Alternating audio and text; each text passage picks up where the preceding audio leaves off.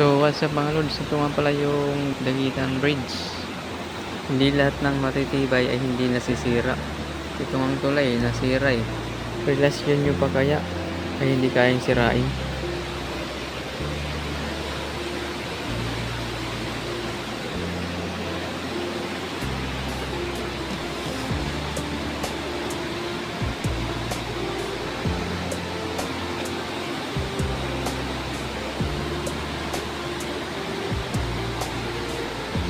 Guys, tingnan nyo guys, nahanger na yung tulay ng Burawin.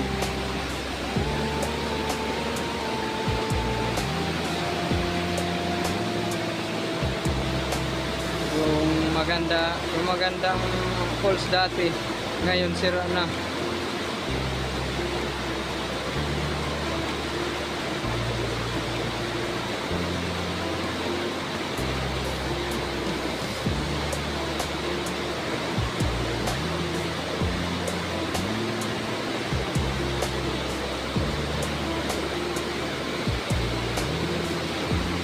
Dito ako sa may ilalim ng tulay.